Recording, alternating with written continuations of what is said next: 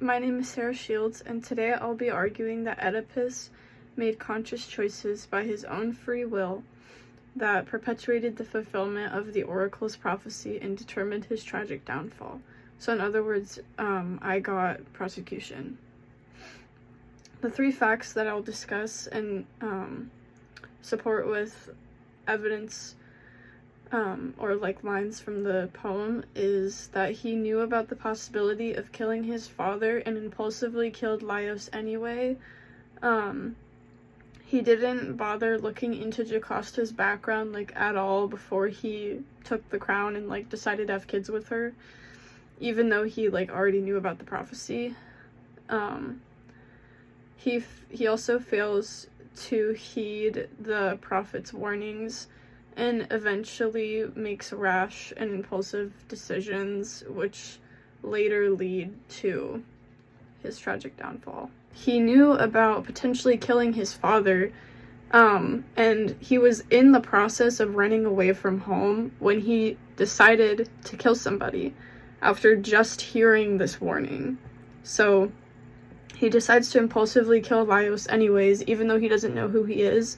He just kills him because he got annoyed from getting hit on the head. And he admits this in, he admits this to Jocasta later in lines 810 to 812 when he's, like, talking about how he's, like, realizing he fulfilled the prophecy. He realizes, like, his rash decision caused him to fulfill the prophecy in those lines. And in lines 1181 and 1184, like that little chunk, he refers to his past warnings from the prophet that he will potentially kill his father, and again, he chooses to kill Laios anyway, even after all of these warnings.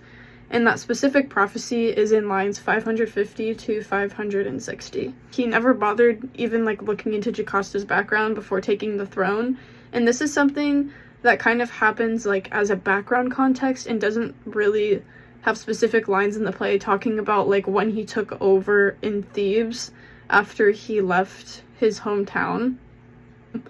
There is the reference to the prophecy, which he has heard and has referenced back to later when he's like going crazy at the very end. But the lines that it says, like the specific prophecy, are 550 to 560. And he also never thought about how his actions of taking over Thebes would affect all the people living inside of Thebes, because he makes this like rash claim towards the beginning of the play that they're not going to be a home to any murderers or anything, and he speaks this curse over himself and the rest of the city, not knowing that he is the person that is going to fulfill that. So he basically not only ends up fulfilling his own prophecy and making his own life hell, he makes everybody else in that town's life hell along with him. Tiresias warns Oedipus multiple times to think about the things that he's saying and the curses that he's just throwing out before he says it, because like I said before, he makes these rash claims and these impulsive decisions, not thinking about if there's even a possibility that it could be him. In lines 490 through 517, we can see Tiresias warning Oedipus about his potential to end up hurting the city of Thebes, and his response to that in lines 429 to 521 is to just get out. I'm not going to tolerate you questioning my authority as the king of Thebes. Some people might argue that because the gods prophesied what would happen, it had to happen, and that Oedipus didn't have any choice.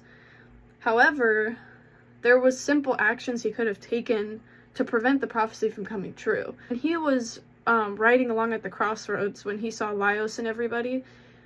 He could have just kept riding if they hit him on the head. He could have just been like, hey, screw you, and like kept going and not killed all of them. Because not only did he kill Laios, but he killed everybody except for one person that got away. So not only did he make one awful decision, but he killed a lot of people. The entire reason he was even told about the prophecy, I believe, is because he has the potential to stop it from coming true. Because why would the gods send a prophet to tell Oedipus about the prophecy if there was absolutely no chance of him preventing it? At that point, you might as well just not tell him, because there's no point. He can't prevent it.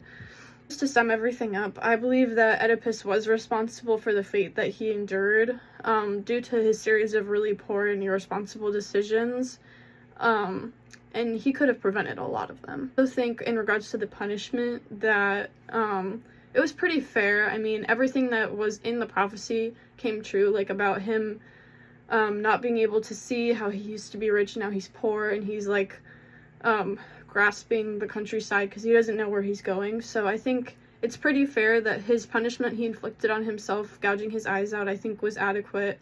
The city of Thebes banishing him and basically fulfilling his own curse that he set upon himself, that is also like an appropriate punishment. And then the gods giving him a long life, I believe that was a pretty fair punishment, considering that he's making everyone else in the city suffer along with him.